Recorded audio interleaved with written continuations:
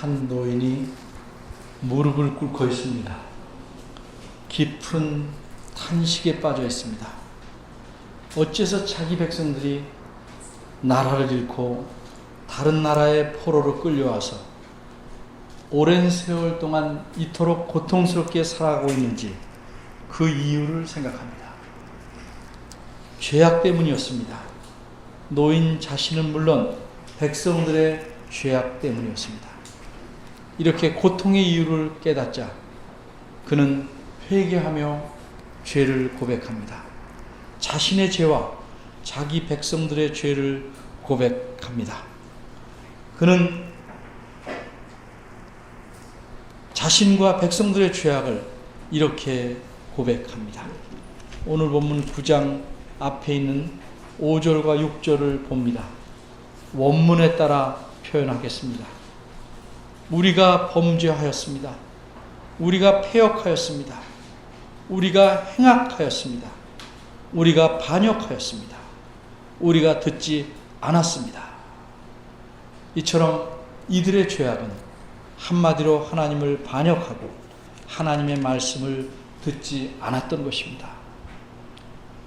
그러나 노인은 말로만 그럴듯하게 기도한 것이 아닙니다. 그는 회개의 표시로 베옷을 입고 있었습니다. 끼니도 굶고 있습니다. 죄를 머리에 뿌리고 마음을 찢으며 간절히 기도합니다. 도대체 이분은 얼마나 죄를 많이 지었기에 이렇게 기도할까? 인간적인 측면에서 본다면 사실 그는 죄를 짓기는커녕 죄와는 담을 쌓고 사는 사람입니다. 이분의 이름은 다니엘입니다. 비록 노아, 다니엘, 욥 이 세 사람이 거기 있을지라도 그들은 자기의 의로 자기의 생명만 건지리라 이렇게 하나님께서 말씀하신 것에서 알 수 있듯이 다니엘은 하나님께서 인정하는 의인 세 사람 중에 하나입니다. 그런데도 그가 자신의 죄를 그렇게 심각하게 고백할 수 있을까? 그렇습니다. 거울이 맑을수록 비치는 상이 더 잘 보이듯 죄를 멀리하고 경건하게 살려고 힘쓰는 사람일수록 자신의 죄들을 더 분명하게 보기에 마음 아파하는 법입니다. 본문 20절입니다. 다니엘은 이렇게 자신의 죄와 자기 백성의 죄를 회개합니다. 그리고 하나님의 거룩한 산을 위해 간구합니다. 이 산은 어디를 말하는 것일까? 9장 16절을 봅니다. 주여 내가 구하옵나니 주는 주의 공의를 조추사 주의 분노를 주의 성 예루살렘 주의 거룩한 산에서 떠나게 하옵소서. 이 말씀에서 알 수 있듯이 하나님의 거룩한 산이란 예루살렘 성을 가리킵니다. 하나님께서 산 위에 있는 예루살렘을 택하여 그곳에 성전을 짓게 하셨습니다. 그리고 그곳에서 자기 백성 이스라엘을 다스렸습니다. 그런데 하나님께서 이스라엘 백성의 죄악에 대하여 분노하셔서 예루살렘 성과 그 백성을 적군에게 내주셨습니다. 그래서 예루살렘은 무너지고 성전이 파괴되었습니다. 백성들은 포로로 잡혀가게 되었습니다. 이로써 하나님께서는 자기 백성을 포기하신 것입니다. 이렇게 거의 70년이 지났습니다.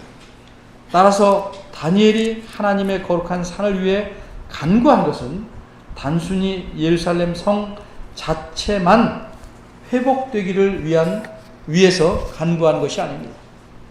이것은 하나님께서 다시 이전처럼 예루살렘의 성전에서 이스라엘 백성을 다스려 주시기를 간구한 것입니다.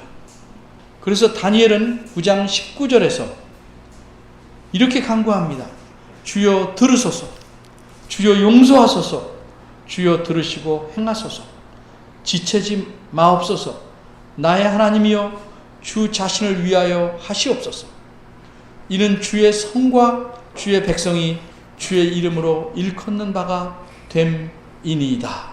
이렇게 간절히 간구하는 것입니다. 이와 같은 간절한 기도를 들으시자 하나님께서는 어떻게 하셨습니까? 즉각 응답하셨습니다. 23절 앞부분을 보십시오. 천사의 말입니다. 내가 기도를 시작할 즈음에 명령이 내렸으므로 이제 네게 고하러 왔느니라. 하나님께서 다니엘의 기도를 끝까지 들어보시고 응답하신 것이 아닙니다. 다니엘이 회개의 기도를 시작하자 응답할 내용을 전하라고 천사에게 명령을 내리셨습니다. 하나님께서는 기다리셨습니다. 하나님 앞에 죄악을 회개하고 용서를 구할 자를 기다리셨습니다. 그러나 아무도 그렇게 하지 않았습니다. 하루, 이틀, 한 달, 두 달, 1년, 2년, 10년, 20년 기다려도 아무도 하나님 앞에 진실하게 회개하지 않았습니다. 그렇게 거의 70년이 흘렀습니다. 하나님께서 자기 백성 이스라엘을 포기하셨지만 그것은 잠시였습니다. 그들을 고치기 위한 방법이었습니다. 그것은 그들의 죄악에 대한 징계였습니다. 하나님은 자기 백성을 결코 영원히 포기하시지는 않으십니다. 하나님은 그들이 회개하고 돌아오기를 기다리셨습니다. 그러나 눈을 닦고 내려보아도 무릎을 꿇고 회개하는 자가 없었습니다. 귀를 기울여 보아도 회개의 탄식조차 들려오지 않았습니다. 그런데 갑자기 회개하는 기도가 들립니다. 하나님이 보시니 다니엘이었습니다. 마음이 불타듯 하십니다. 그래서 급히 천사를 시켜 응답을 전하도록 하신 것입니다. 이렇게 하나님의 응답을 급히 전하러 온 천사의 이름은 가브리엘입니다. 그는 분명 천사입니다. 그런데 21절을 보니 다니엘은 그 사람 가브리엘이라고 표현합니다. 왜 그랬을까요? 가브리엘이 천사인 줄 몰랐을까요? 그렇지 않습니다. 다니엘은 가브리엘을 이번에 두 번째 만난 것입니다. 이른바 구면입니다. 약 10년 전 벨사살 왕 3년에 만난 적이 있었습니다. 그때 다니엘은 하나님께서 주신 이상을 보게 되었습니다. 8장 내용입니다. 그 이상 속에서 다니엘은 을레라는 강변에 있었고 숫양과 숫염소를 보게 됩니다. 그래서 그 이상의 뜻을 알고자 할 때 다니엘 앞에 사람 모양 같은 것이 갑자기 서 있었습니다. 8장 15절입니다. 그리고 을레강의 양쪽 뚝 사이, 즉 강물 위 공중에서 사람의 목소리가 들리더니 다니엘 앞에 서 있던 사람 모양 같은 것을 향하여 가브리엘이라고 호칭하였습니다. 8장 16절입니다.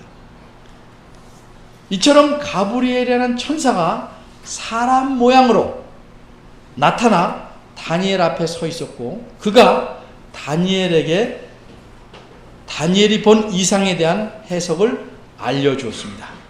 다니엘 8장 17절과 18절입니다. 이렇게 다니엘은 가브리엘 천사를 처음 만났습니다. 그래서 이번에 다시 나타난 가브리엘 천사를 가리켜 21절에서 이전 이상 중에 본 그 사람 가브리엘이라고 표현하는 것입니다. 이렇게 다니엘 앞에 다시 나타난 천사 가브리엘은 인간적인 표현을 쓰자면 숨이 턱에 닿도록 날아왔습니다. 역시 21절을 보면 빨리 날아서 이르렀다고 말합니다. 엄밀히 말해서 가브리엘 천사에게 날개가 있는지는 알 수 없습니다. 다만 하나님께서 계신 곳에서 공중을 통해서 왔기에 날아왔다고 말하는 것뿐입니다. 그런데 천사가 도착한 시간은 저녁 제사를 드릴 때 즈음입니다. 실제로 포로된 곳에서 하나님께 제사를 드릴 수 있던 것은 아니지만 예전의 이스라엘의 땅에서 하나님께 드리던 제사 시간을 기준하여 말한 것입니다. 저녁 제사를 드릴 때쯤은 언제일까? 오후 서너 시쯤으로 보기도 하고 해질 대로 보기도 합니다. 어쨌든 가브리엘이 빨리 날아서 왔지만 그래도 시간은 꽤 걸린 듯 합니다. 23절을 보면 다니엘이 기도를 시작할 즈음에 하나님께서 명령을 내리셨고 즉시 출발하여 저녁 제사 드릴 때쯤 도착했기 때문입니다. 천사들도 피조물입니다. 그래서 아무리 빠를지라도 시간의 제한을 완전히 초월할 수는 없는 듯합니다. 그럼 이제 22절을 보겠습니다.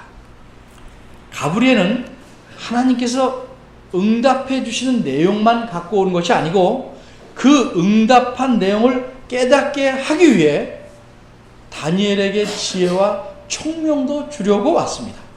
엄밀히 말해서 응답의 내용은 전달받았지만 그 내용을 알 수가 없다면 그것은 쓸모가 없는 응답입니다.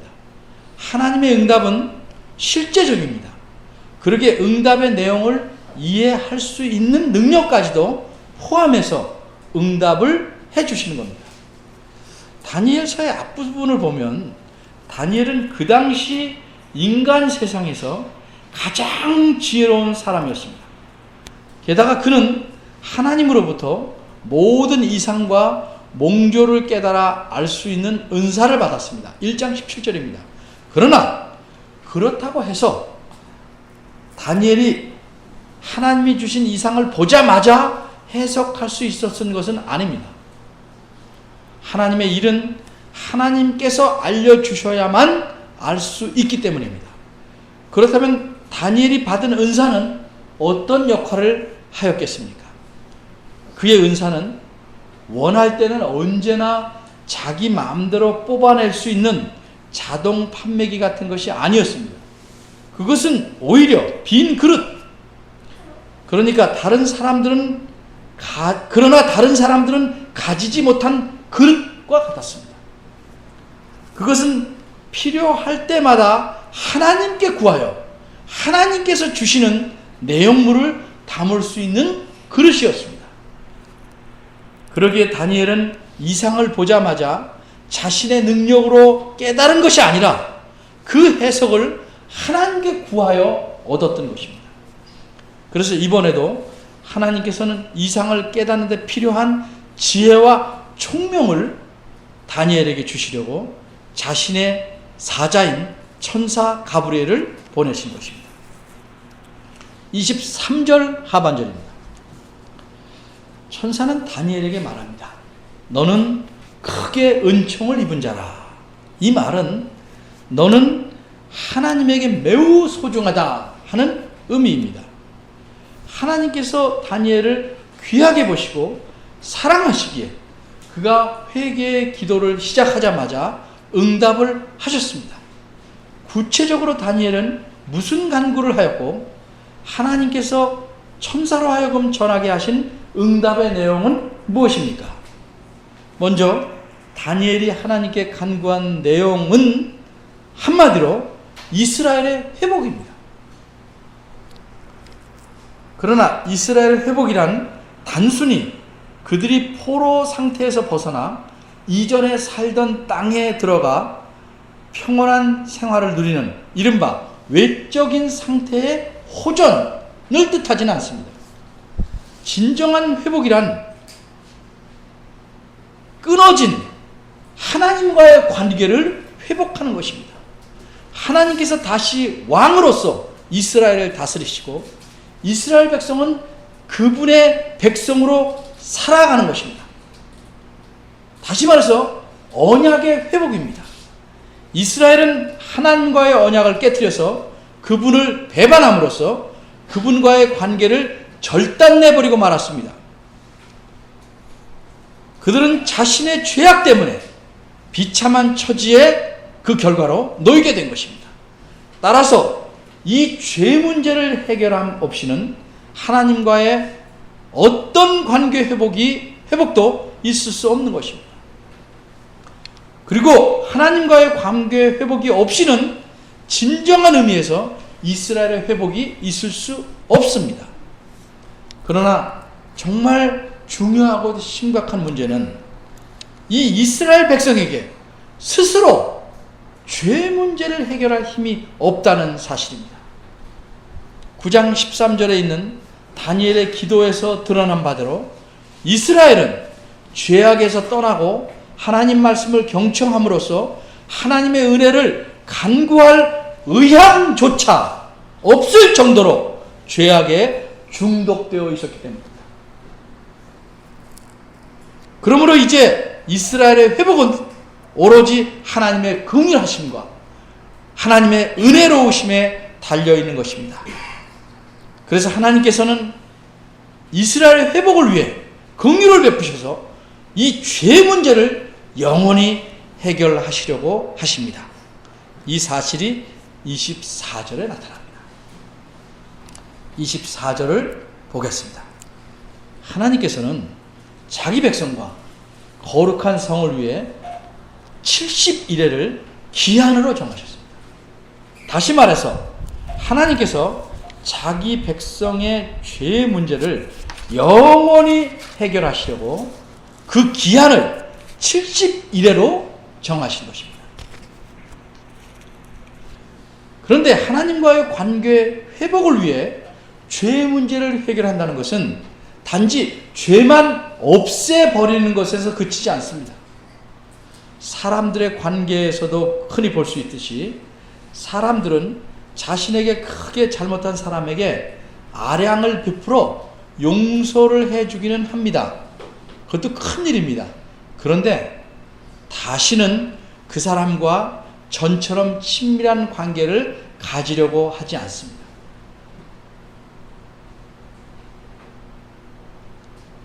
그저 거리를 두고 살려고 합니다. 이렇듯 죄의 용서만으로서는 관계 회복이 이루어지지 않습니다. 그러나 하나님께서 의도하신 회복은 죄를 용서해 주심으로써 자신의 크신 은혜를 나타내신 후에는 더 이상 가까이 하지 않으시고 적당한 거리를 유지하는 정도의 그런 관계를 가지려는 것이 아닙니다. 하나님과 그의 백성 간의 관계는 아버지와 자식 간의 관계 같습니다. 관계 회복이란 그런 친밀한 관계를 다시 누리는 것을 의미합니다. 이런 관계로 회복되려면 죄를 벗고 의를 입어야 합니다. 그래야 하나님과의 관계 회복을 위한 죄 문제가 온전히 해결되는 것입니다. 비유적으로 말하자면 더러운 몸을 씻었다고 해서 알몸으로 나설 수는 없는 것입니다. 반드시 깨끗한 옷을 입어야 하는 것과 같습니다. 의란 하나님 앞에 나아갈 때 반드시 입어야 할 옷과 같습니다. 그러나 죄의 해결은 물론이고 이 의를 입는 일도 전적으로 하나님의 긍휼과 은혜에 달려 있습니다. 이 일을 위하여 하나님께서는 70일이라는 기한을 정한 것입니다. 간추리자면 다니엘은 그 당시 포로로 끌려와 오랫동안 살고 있던 이스라엘의 회복을 위해서 기도했습니다. 그러나 하나님께서는 그들뿐만 아니라 땅 위에 존재할 하나님의 백성 모두를 염두에 두시고 이스라엘의 회복을 말씀하신 것입니다. 그래서 기도의 응답을 가브리엘을 통해서 이상으로 보여주시면서 이스라엘의 궁극적인 회복을 알려주시는 겁니다. 24절 하반절 말씀, 정확히 말하자면 허물이 마치며 죄가 끝나며 죄악이 영속되며 영원한 의가 드러나며 이상과 예언이 응하며 또 지극히 거룩한 자가 기름 부음을 받으리라 하는 이 말씀은 70일회를 왜 정하셨는지 그 목적을 알려주는 것입니다. 이 목적은 소극적인 목적과 적극적인 목적으로 나뉘어볼 수 있는데 각각 세 개의 요소를 갖고 있습니다. 먼저 소극적인 목적은 세 가지입니다. 허물이 마침, 죄가 끝나고 죄악이 영속되는 것입니다. 여기서 죄를 세 가지 표현으로 묘사합니다. 허물, 죄, 죄악. 이 허물이 갖고 있는 개념은 하나님께 대한 반역이 중심적인 겁니다. 죄는 일상생활에서 잘못하는 것들을 포함합니다. 죄악은 하나님이 보시기에 사악한 것을 그 기본 개념으로 하고 있습니다. 이렇게 죄를 세 가지로 묘사하는데 이것이 하나님으로부터 인간을 갈라놓는 죄의 속성입니다. 이 죄 때문에 인간은 저주 아래 놓이게 된 것입니다. 죄악이 영속된다는 말은 영원히 속죄된다는 말입니다. 영원히 계속된다는 말이 아닙니다. 따라서 하나님께서 70일회를 정하신 목적은 이 죄 문제를 영원히 해결해서 저주를 없애기 위한 것입니다. 그래야 그 이후로는 인간이 더 이상 죄의 메인 상태에 있지 않게 되는 것입니다. 그런데 본문에서는 어떻게 이 죄가 제거되어서 저주가 풀리는지에 대해서는 아직 말하고 있지 않습니다. 이것은 후에 신약 성경의 계시에 비추어 보아야 드러나게 될 것입니다. 참고로 히브리서 9장 26절, 27절, 28절입니다. 두 번째로 적극적인 목적에도 세 가지 요소가 있습니다. 첫째는 영원한 의가 드러나는 것입니다. 이것은 의로움이 영원히 계속된다는 말입니다. 이상과 예언이 응하는 것입니다. 지극히 거룩한 자가 기름 부음을 받는 것입니다. 이렇게 세 가지입니다. 하나님의 공의가 영원히 드러나고 구약시대의 선지자를 통해 전달된 계시가 그게 이상과 예언인데 모두 성취됨으로써 더 이상 그런 이상과 예언이 나타날 필요가 없게 됩니다. 이것을 가리켜 응하며, 원문으로는 인을 쳐서 봉하며 라고 표현했습니다. 그리고 가장 거룩한 것을 기름 부음이라는 의미는 구약에서 기름 부음으로 상징되던 것의 실제, 즉 하나님의 영, 성령을 부어주심을 뜻합니다. 따라서 이 세 가지 일, 앞에 세 가지 일, 이것을 누가 이루겠는가? 이것은 성경 전체로 볼 때 메시아, 즉 그리스도에게 적용될 수밖에 없습니다. 그래서 우리말 성경은 지극히 거룩한 자가, 즉 메시아를 가리키는 겁니다. 와서 기름 부음을 받으리라고 의역한 것입니다.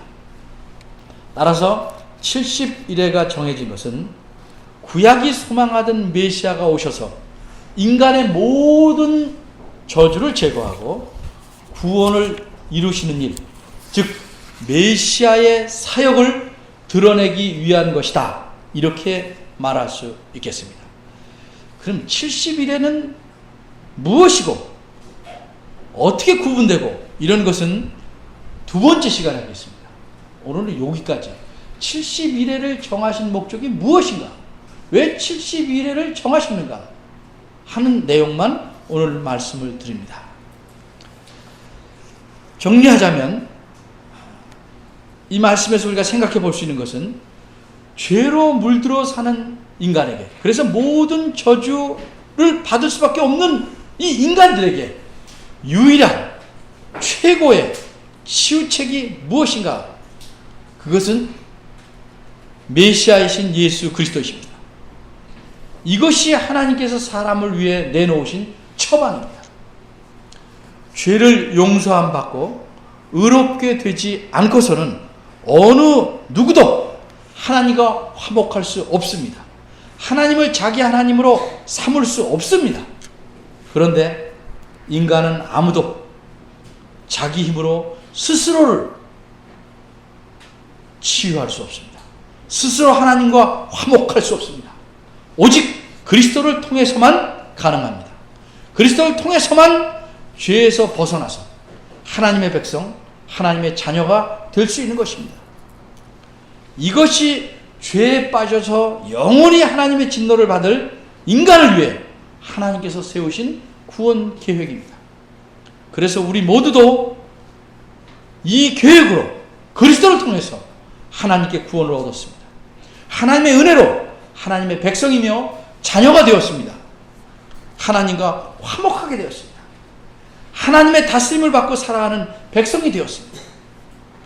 하나님께서 자신의 독생자를 죽이셔서 우리를 죄에서 구원하시고 하나님의 백성 자녀로 삼으신 것입니다. 우리는 이렇게 하나님의 놀라운 은혜를 받은 것입니다. 적은 선물에 대해서는 아주 고마워하면서 내 생명을 살리시는 하나님의 은혜에 대해서는 잠시만 고마워하고 나머지는 잊고 삽니다.